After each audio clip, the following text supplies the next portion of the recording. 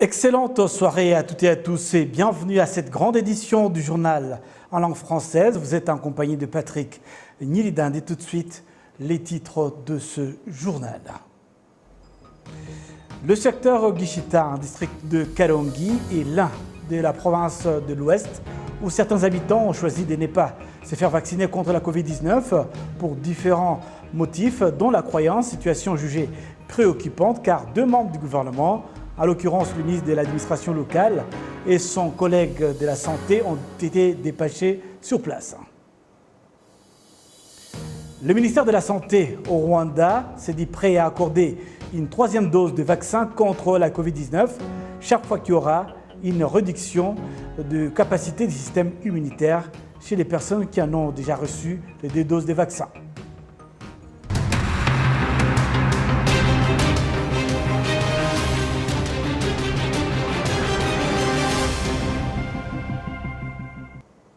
Encore une fois, bienvenue à toutes et à tous.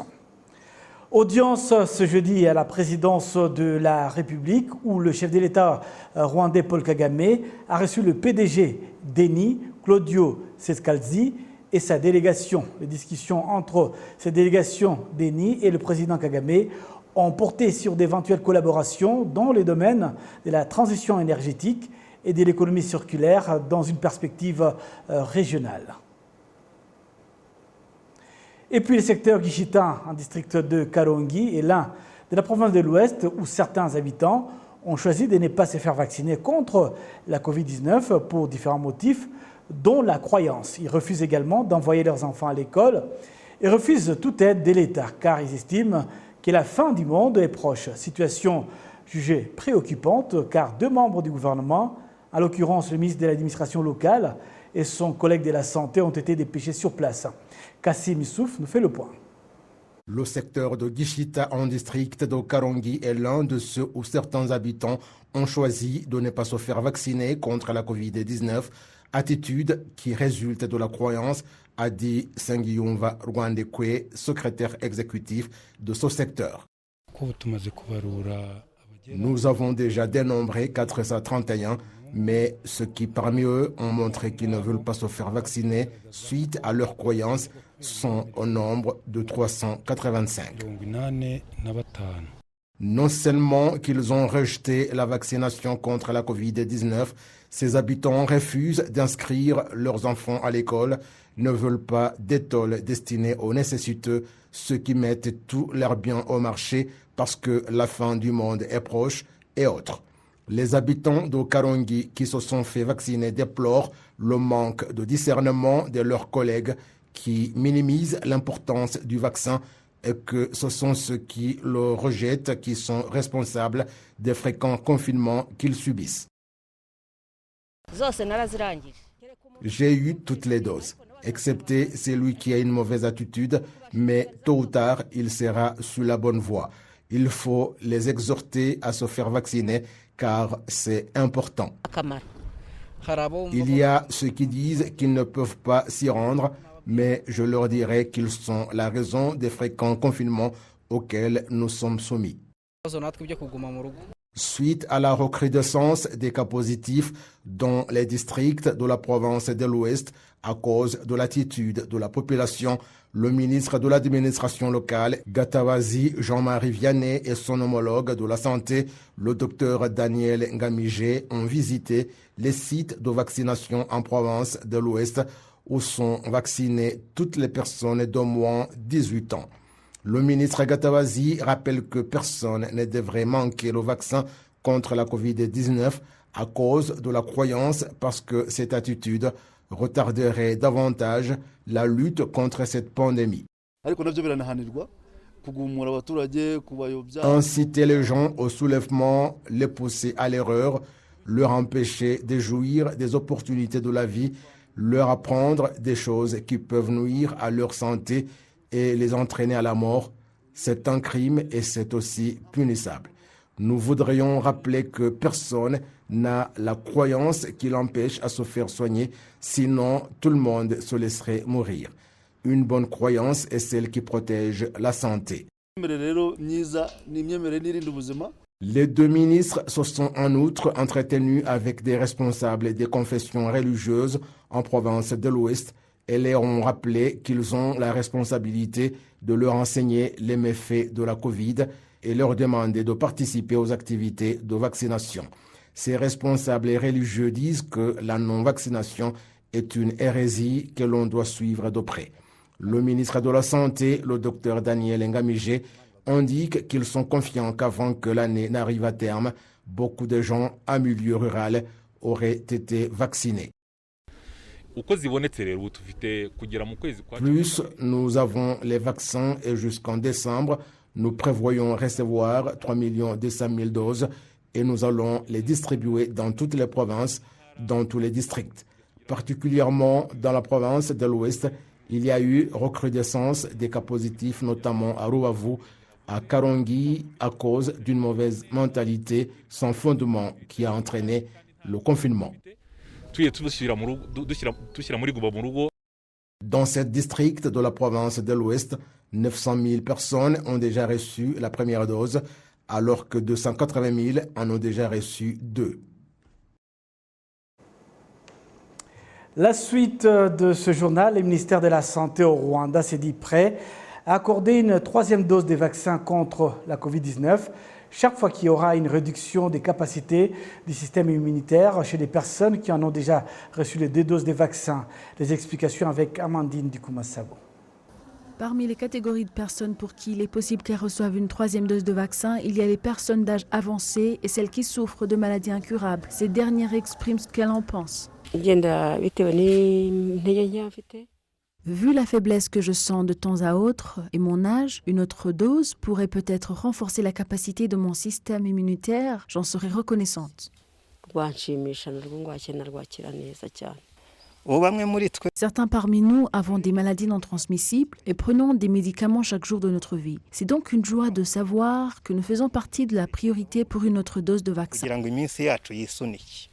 Le docteur Muyambano Antoine, qui est expert en matière de santé, précisément dans la vaccination, affirme qu'il y a des cas où il est nécessaire qu'un être humain bénéficie d'un renforcement du système immunitaire.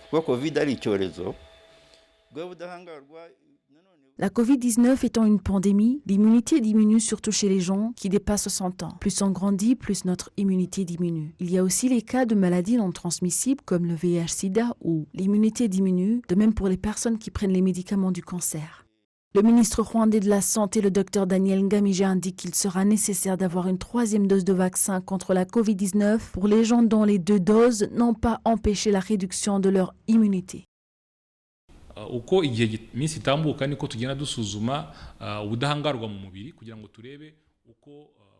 Nous vérifions jour après jour le taux d'immunité. C'est ainsi que nous réalisons qu'il y a des cas de personnes chez qui l'immunité diminue après 6 mois et qui ont besoin d'une troisième dose, surtout pour les personnes d'âge avancé. Il est prévu une facilitation particulière pour les personnes souffrant de maladies non transmissibles, d'autant qu'elles sont toutes enregistrées dans notre système.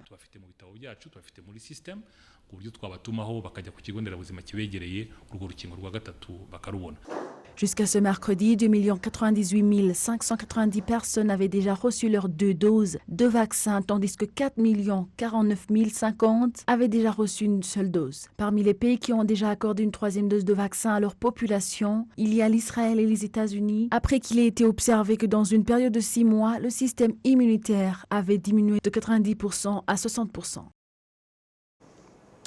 Et puis une délégation de parlementaires de l'Union européenne qui se trouve au Rwanda indique que le partenariat entre les 2 parties doit être fondé sur le respect, car le Rwanda est un pays indépendant. Kassim Issouf nous fait le récit. La présidente de la Chambre des députés, Donatille Mukabalisa, en compagnie d'un groupe de parlementaires rwandais, a reçu en audience un groupe de 8 députés du Parlement européen. Leurs entretiens se sont focalisés sur l'élargissement de la collaboration dans différents domaines, dont l'agriculture, l'éducation et la collaboration dans la lutte contre le changement climatique. Le député Norbert Neuser, qui dirige cette délégation, a indiqué qu'ils sont au Rwanda dans le cadre du renforcement de la collaboration et l'évaluation des effets de la Covid-19 et voir comment s'en sortir ensemble. Après la crise de Covid-19, il y a diverses choses que nous traitons en commun et c'est le pourquoi de cette visite ici au Rwanda où nous sommes venus nous rendre compte du développement et voir comment poursuivre notre coopération dans divers domaines, dont l'éducation, l'agriculture, le changement climatique et d'autres obstacles qui surviennent.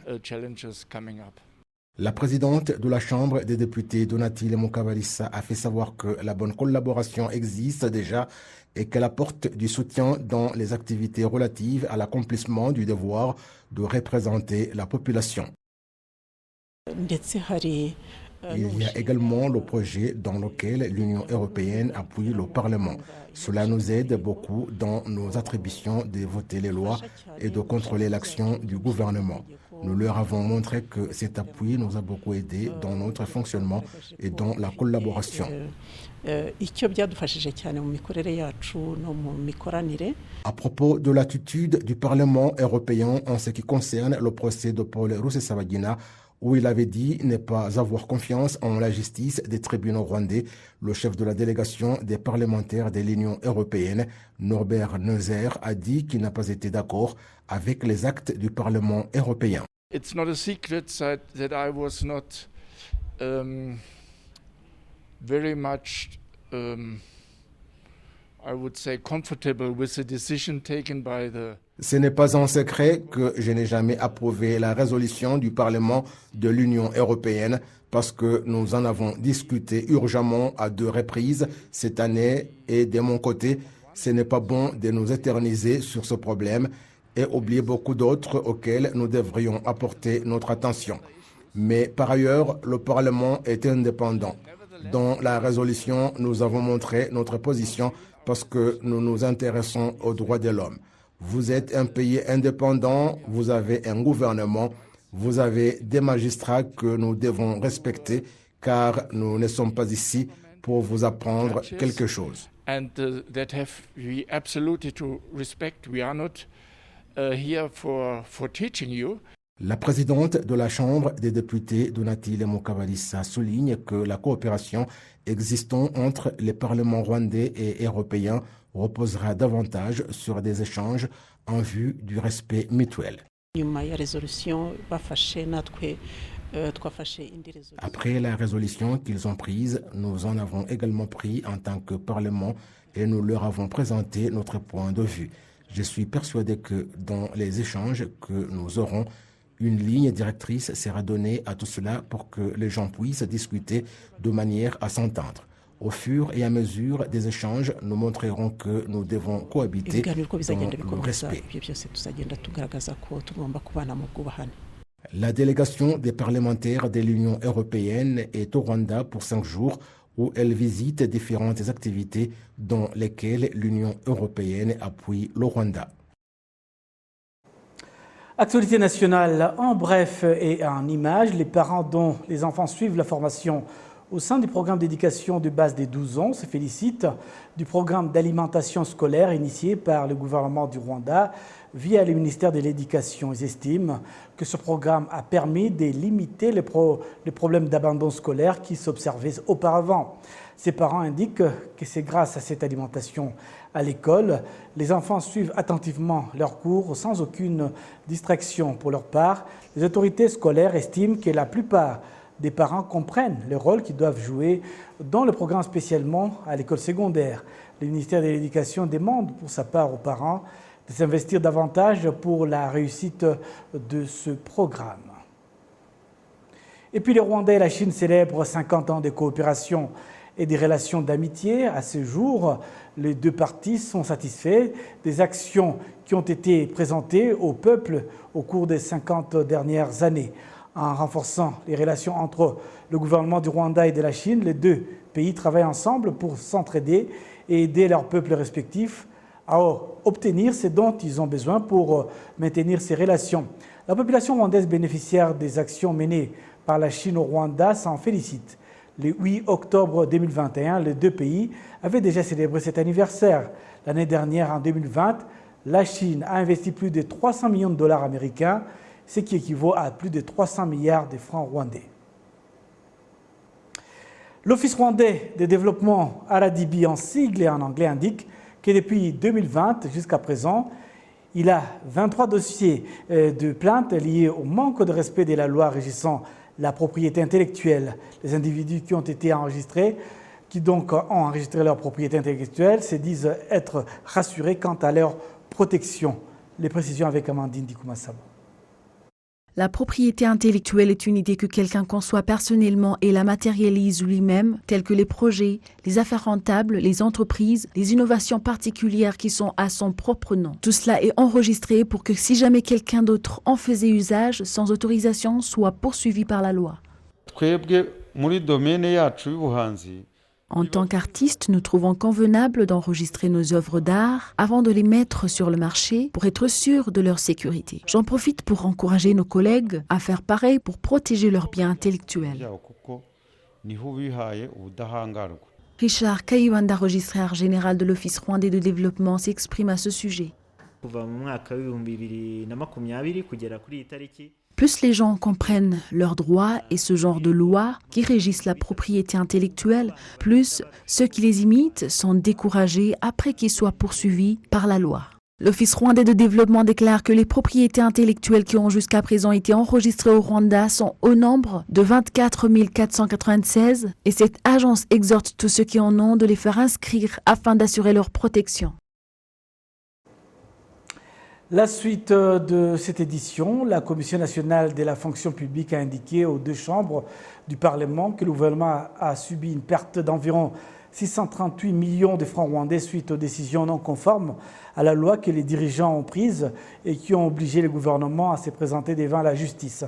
Cette commission présentait au Parlement son rapport d'activité 2020-2021. Cette commission dit cependant que cette perte a diminué par rapport à l'année précédente car elle était de plus de 940 millions de francs rwandais.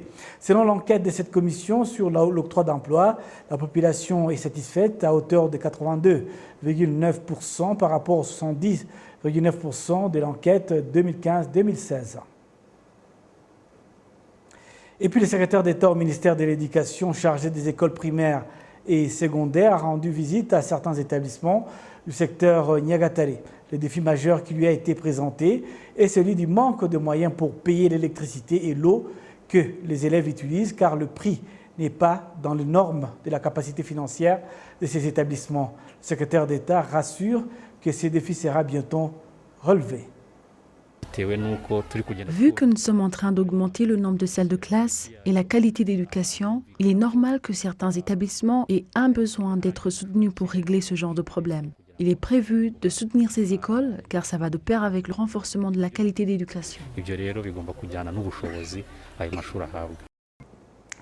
C'est donc avec ce rappel des titres, nous allons boucler complètement cette édition. Au nom de toute l'équipe qui m'a accompagné tout au long de ce journal, il y avait à la prise de vue Désiré, à la prise des sons Hyacinthe, au graphique il y avait Irgwa, au mixage vidéo Didacienne, l'ingénieur de cette antenne c'est Isaac, à la direction de cette édition Léonci Kanzaire et puis au contrôle de l'antenne c'était Béa.